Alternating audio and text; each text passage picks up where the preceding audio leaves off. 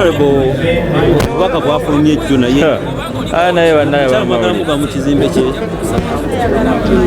support ya mumene omukyala tetuyinza kumugoba mu kizimbe kye kubanga amakya g'olunaku olwaleero alayidde ng'omubaka wa palamenti kati ne bw'okola otya tewali ngeri ki gy'oyinza okumugoba mu palamenti muno.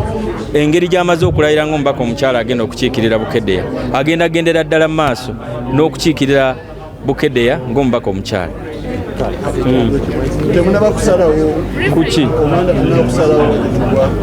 Oh yes, waliwo n'omulala badambuziza wano nti balabye Toyota amuwerekera ate nga Toyota National Vice Chairman wa PLU. Si kituufu. Ekisooka awo speaker abadde azze wano okulayira ng'omubaka wa palamenti omukyala owa Bukeddeya.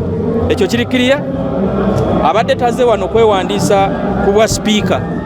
Ekyo kirikiriya kati mukwano gwe tayinza butajja kumuwerekera naye n'ensonga endala Toyota abadde wano ng'azze kwerekera muganda we Ayine Godfrey Kaguta gwomumanyi nga Sodo kati bwamusanzeewo n'amugamba mperekera. So bwe yandimugambye nti jangu mperekereko wano yandiga nti leka ntayi tosobola kumudduka naye mulindirire mbawaddeyo olunaku lumu oba wano tebukya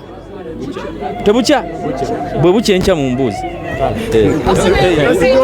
kiyinza kukolineko ekiwandiiko tekiyinza kutta mukwano gwange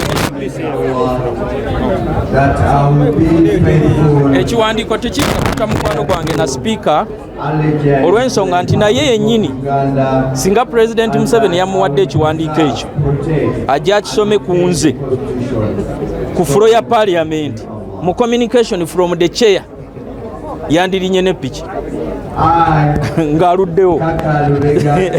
So bano baba bakutumye kukola mu bunaanyizibwa bwo era bano abafuna ba bloga nti bagenda kuvuma Kabanda si gwe gusoose ng'atwawukana ku ndowooza. Mujjukira wano ensonga y'abakomishona sajja n'ensayininga speaker